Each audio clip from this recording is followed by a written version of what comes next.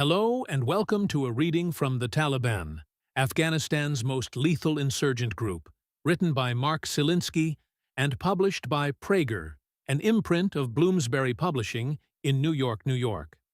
This reading is brought to you by Kensington Security Consulting, where we bring education to national security. This reading continues with living standards in Afghanistan during the Taliban's rule. It starts with the quality of security in the country. If there is any human development sector in which the Taliban's tenure was not an unmitigated catastrophe, it is the security sector. The Taliban's victory ended the civil war in 1996. In this sense, they increased security in Afghanistan. The mass, unregulated killings were stopped, but this came at a cost of fear-induced social paralysis. The Taliban offered only the eerie and sullen calm of effective autocracy. Despite the misery and forced conformity, the Taliban made the streets safer. Ironically, in the early days of their rule, the Taliban promised stability, reform, and economic recovery. In wildly optimistic accounts of the Taliban's early days in Kandahar, the Taliban's bellwether, some Western journalists described the Taliban as moderate reformers. This seems shocking in retrospect, but the Taliban restored a sense of order.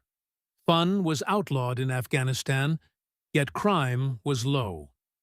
The Taliban's rule of law was marked by a wide range of draconian measures that permeated all aspects of daily life. They criminalized any activity that led men to neglect religious study. The legal system segregated women, banning them from schools and most workplaces, and effectively imprisoning them at home. Taliban authorities targeted men suspected of trimming their beards, and men who had difficulty growing the required 4 inches of facial hair sometimes wore false beards to avoid harassment. Those accused or convicted of crimes were at the mercy of Islamic courts.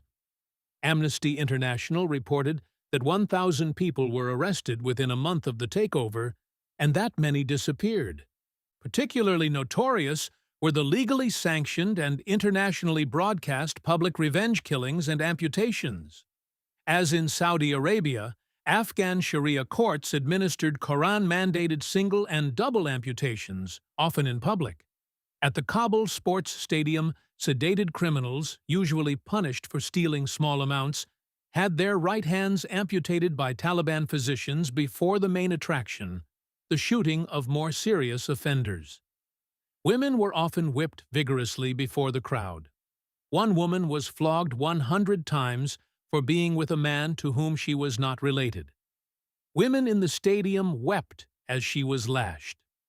After the killing and torture, a soccer game, often modified with Islamic rules, would be played. As one Afghan said in 1998, "In America, you have television and movies, the cinema. Here, we can only have this." Profile 4. Zarmina's Hammer. Zarmina should never have been killed. She had a hard life. She was not educated. She wasn't aware of Islamic law. All she knew was that her husband beat her. Rana Saeed, an Afghan policewoman and detective. Some pictures of Afghan women have become iconic.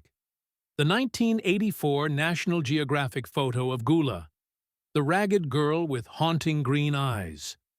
Time's cover photo of Bibi Aisha, whose husband slashed her face and cut off her nose. And the killing of Zarmina, the woman without a face. Unlike Gula and Bibi Aisha, Zarmina's face was obscured from the world by her burqa, which she wore to her death. Accused of killing her husband, the mother of 7 children was transported in the back of a Toyota pickup, dragged to Kabul's Olympic Stadium, forced to kneel between the goalposts of the soccer field, and shot in the head by a Taliban member. Raised in northern Kabul and described as pretty and feisty, Zarmina was wed at 16 to Quazak, a Pashtun policeman and part-time proprietor of a small general store.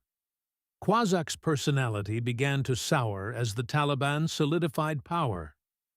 He had been a mild man, but slowly he became a monster. Some neighbors speculated that the trauma of the killings, rapes, and bombings warped his mind and turned him into a brute.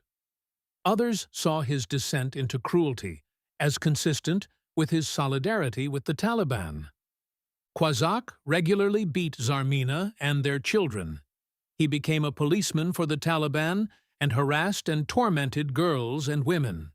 His moods were unpredictable, and neither Zarmina nor her children could anticipate what would send him into a ruthless rage.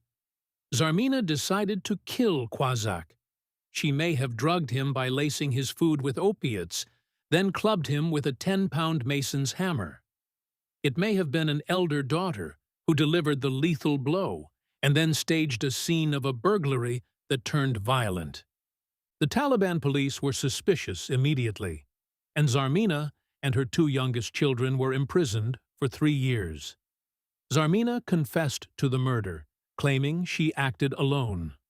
She was kept alive in prison by the compassion of fellow inmates, who gave her bits of food and a blanket. Zarmina's elder children were placed in the custody of her Taliban brother-in-law, who told Zarmina 2 months before she was executed that he had sold her 2 elder daughters into prostitution. According to an investigator, the brother-in-law told Zarmina the price he received for each of her daughters. It is not unusual to sell unwanted girls and women. Prices typically range from $530 to $3,200 for more nubile and attractive models. On November 15, 1999, the Taliban told Zarmina that she would be killed in 2 days. The Toyota, in which Zarmina was captive, circled the soccer field twice, which was caught on video and posted on YouTube. She was forced to kneel between goalposts, and Zarmina prepared herself. But men and women in the stadium began to jump and shout and beg the Taliban to show Zarmina mercy. "Let her live!" many cried. This startled but did not deter the Taliban. Bracing herself, Zarmina raised both arms and pleaded for somebody to hold them, to help her steady herself. The Taliban then shot her in the head. Her body lay unclaimed for weeks because no one wanted it. Her mother avowed, "She brought shame. She deserved what she got. She is not even a memory to me. She is buried in an unmarked pauper's grave," and several of her children were living as beggars in 2002. The whereabouts of her other children are unknown. A policewoman who investigated Zarmina's death in 2002 sighed, "At last Zarmina's story can be told. It is the story of one woman, but it is also the story of Afghan women under the Taliban, brutes who turned our country into a zoo, and our women into dogs." Thank you for listening to this reading from The Taliban, Afghanistan's most lethal insurgent group. If you enjoyed it, please consider subscribing and liking it. Nothing in this book represents the official position of any person or agency of the United States government. On behalf of Kensington Security Consulting, thank you for listening.